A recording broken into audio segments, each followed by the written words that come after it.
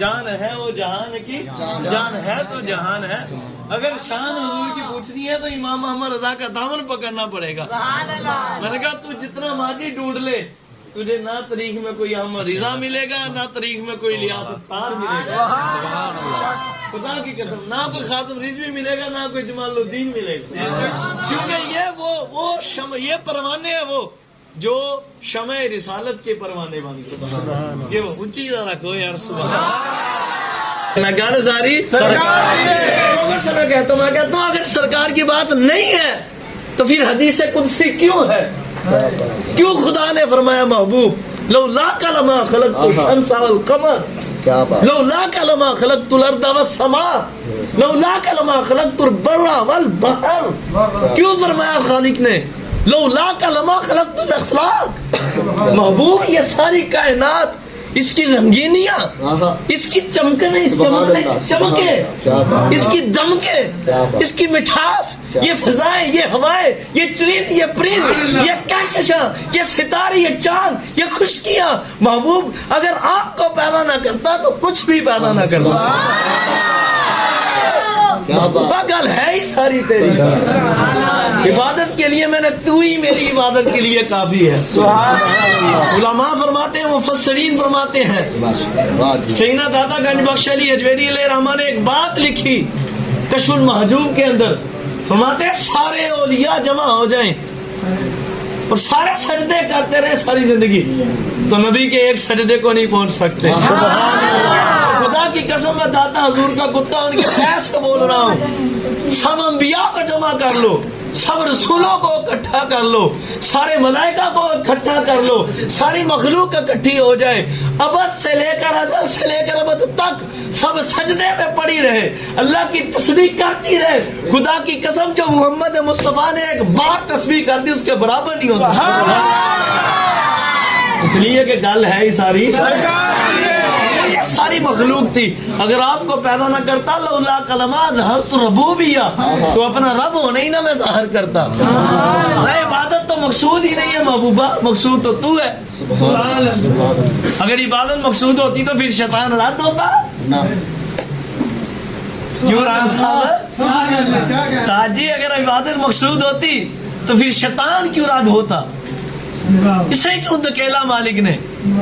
اگر عبادت مقصود ہوتی تو پھر وہ جس کو حضور نے 3 نمازیں معاف فرما دی تھی ادھر حضور کو کیوں نہ روکا مالک نے؟ ایک صحابی ہے حضور کی خدمت میں ایک شخص آیا ابھی صحابی نہیں ہوئے تھے عرض کی حضور کلمہ تب پڑھوں گا اگر 3 کی معافی دے دیں. میں ہاں آیا ہے مار گئے مصطفیٰ میں اب خالی کیسے جائے گا جا تجھے 3 معاف دیا حضور نے کلمہ. اور بات ہے ہی ساری سرکار کی. سنو خدا کی قسم تم تو حضور کے نام کی شان کو نہیں سمجھ سکتے حضور کی شان کو کیسے پاؤ گے؟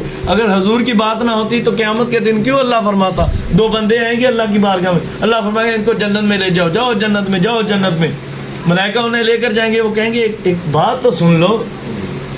مالک کی بارگاہ میں ہم کلام ہوں گے عرض کریں گے مولا ہماری زندگی میں ہمارا کوئی عمل ایسا ہے ہی نہیں جس کی وجہ سے ہم جنت میں جائیں پر کیا وجہ ہے کس وجہ سے ہمیں جنت میں بھیجا جا رہا ہے؟ مالک فرمائے گا بندو سنو میں نے اپنی ذات پر قسم اٹھا رکھی ہے اور میں نے تمہارے اعمال کی طرف نہیں دیکھا جو تجھ کو میں جنت میں بھیج رہا ہوں اس وجہ سے کہ تم میں ایک کا نام محمد ایک کا نام احمد ہے. فرمایا میں نے اپنی ذات پر یہ قسم کھائی ہے کہ جس کا نام میرے محبوب کے نام پر ہوگا میں اس کو جنت میں داخل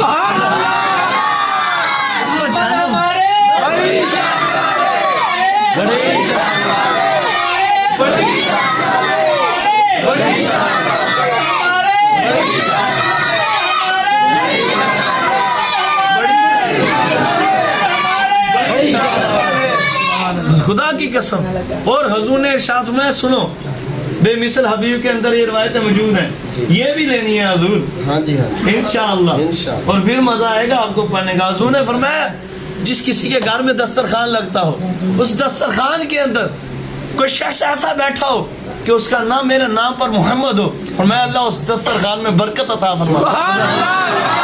کوئی لوگ مشورے کے لیے اکٹھے ہوں یہ الگ حدیث ہے حضور نے فرمایا مل کر اکٹھے ہو, مشورہ کرتے ہو, اس میں کوئی شخص موجود ہو جس کا نام میرے نام نامی پر ہو, اللہ اس مشورے میں برکت عطا فرمائے. جس گھر کے اندر کسی شخص کا نام محمد ہو یا احمد ہو, ظلفا سنو, اللہ نے فرشتوں کو مخصوص کر رکھا ہے, وہ نکلتے ہیں ساری دنیا کے اندر اس گھر کو ڈھونڈتے ہیں جس گھر کے اندر میرے نام نامی پر محمد اور احمد پر کوئی نام والا شخص موجود ہو. جس گھر کے اندر ان کو مل جاتا ہے, اللہ نے ان کی ڈیوٹی یہ لگائی کہ جس گھر کے اندر میرے یار کے نام پر نام والا شخص ہو, تم نے اس کی حفاظت کرنی. سبحان اللہ, تم نے اس کی, وہ نکلتے اس لیے. میں نے کہا ایسی عبادت مقصود ہوتی تو رب اس لیے کیوں نکالتا.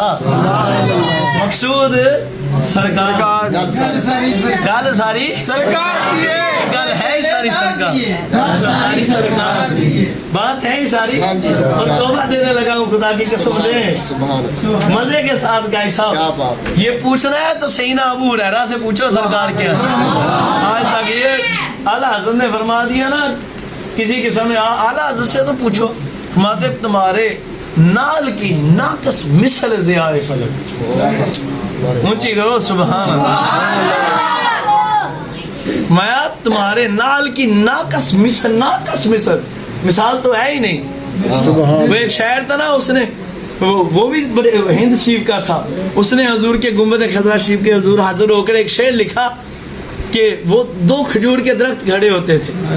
اس نے وہ شعر لکھا, میں تھوڑا سا کوئی آگے پیچھے اللہ معافی عطا فرمائے, اس نے شعر لکھا کہ کھڑے ہیں 2 درخت روضہ شہنشاہ والا کے سامنے, کہ مجنو کھڑا ہے حجرہ لیلا کے سامنے. نعوذ باللہ. ان لوگوں نے کہا واہ واہ واہ, کمال کا شعر لکھا, اعلیٰ حضرت کی بارگاہ میں آ گیا شعر. وہاں کہا ہے اس کو پکڑ کر لاؤ ذرا کان سے, یہ کس نے لکھا شعر؟ لوگ لے کر آئے, شاعر تھا, عاشق رسول تھا. سبحان اللہ. آج کی طرح کا ہٹ درم نہیں تھا, کوئی غلطی ہو جائے مانی نہیں. پھر وہ سامنے ہے بھی تو اعلیٰ حضرت تھی ہے نا. سبحان اللہ. عامر رضا کے سامنے کس رضا کے سامنے کتاب کس میں, ان کے سامنے کتاب کس میں. آپ نے فرمایا تو نے یہ شعر لکھا ہے, حضور لکھا ہے. میں پہلا مصرع ٹھیک ہے, دوسرا غلط لکھا ہے. تو حجرہ لیلا کو میرے حضور کے حجرے تشبیہ دے رہا. حضور آپ سیدھا کر دیں, سن دیں. میں کھڑے ہیں 2 درخت روزہ شہر والا کے سامنے, میں قدسی کھڑے ہیں عرش مولا کے سامنے. میں حضور کے نال کی ناقص مثل, یہ جو آسمان چمکتا ہے نا, چمکتا ہے, جو روشنیاں دیتا ہے, میں یہ چمک تو حضور کے نال کی ناقص مثل ہے. سبحان اللہ. میں یہ حضور کی. حضرت ابو ہریرہ رضی اللہ تعالیٰ عنہ, آپ نے فرمایا میں نے 63 سال, اب بعدوں میں فتوے آئیں گے تو دیں فتوے. آپ نے کی ایک روایت ہے, آپ نے فرمایا سنو, صحابہ اکرام کو فرماتے بہت سی روایتیں میں آپ کو حضور سے سن کر سناتا ہوں, میں بہت سی نہیں سناتا. فرمایا ایسی روایتیں اگر میں تم کو سنا دوں تو میرا سر قلم کر دو. اور وہ یہی روایتیں ہیں کہ گال ساری سرکار کی, خدا کہتے نہیں بنتی, خدا کہتے نہیں بنتی, خدا پہ اس کو چھوڑا ہے وہی جانے کہ کیا تم. حضور نے فرمایا من رانی لقد رال حق, اور جس نے مجھے دیکھ لیا اس نے خدا کو دیکھ لیا. بات ہے ہی ساری سرکار. فرماتے ہیں ایک دن حضور نے سرخ جبہ ڈالا ہوا, حضور نے سرخ رنگ کا جبہ زیبتاً فرمایا ہوا میری سرکار نے, اور حضور ڈالے ہوئے بازار طیبہ میں آ رہے ہیں. سبحان اللہ. مدینہ کے بازار میں سبحان اللہ کی آواز ایسے ہے, خدا کی قسم میرا دل سنانے سے زیادہ خوش ہو جائے. سبحان اللہ. اس سے بڑھ کر سبحان اللہ کی تب آواز ہے سننا. اب سنو کیا کہتے ہیں. آپ فرماتے ہیں کہ حضور سرخ رنگ کا جبہ میرے حضور نے زیبتاً فرمایا, مدینہ شریف کے بازار میں تشریف لا رہے ہیں, وہاں پہ آگے سے میری حاضری کا مجھے موقع مل گیا. خدا کی قسم. اور راوی لکھتے ہیں ادھر سے حضرت سیدنا ابو ہریرہ حضور کی خدمت میں حاضر ہوئے, ادھر حضور کے چہرے انور پر ان کی نظر پڑی, ادھر بے ہوش ہو کر گر پڑے. صاحب کٹھے ہوئے, لوگوں نے اٹھایا, تلیاں ملی, ہاتھ ملے, پتہ نہیں کیا کیا ہوگا. جب ہوش آئی پھر آپ سے سوال کیا سب نے, میں ابو ہریرہ اچھے بنے تو آ رہے تھے, کیا وجہ ہے؟ ہم نے آپ کو مدینہ شریف کے بازار میں بے ہوش پڑے دیکھا ہے, وجہ کیا ہے؟ میں خدا کے بندو تمہیں کیا پتا میں کیوں بے ہوش ہوں. میں خدا کی قسم جب سرخ جبے کے اندر میں نے امام الانبیاء کو دیکھا، خدا کی قسم میں نے خدا کو دیکھا بے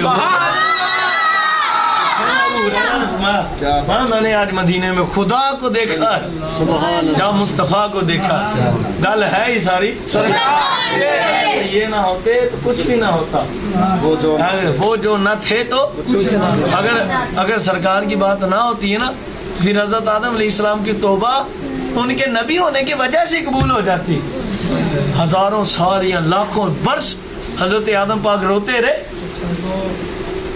کس قدر وہ مقام تھا حضرت آدم پاک کا، سارے بشروں کے باپ ہیں، نوریوں کے مسجود ہیں نوریوں کے، لیکن ان کی توبہ کب قبول ہوئی؟ سبحان اللہ، ان کی توبہ بتاتی ہے کہ گل ساری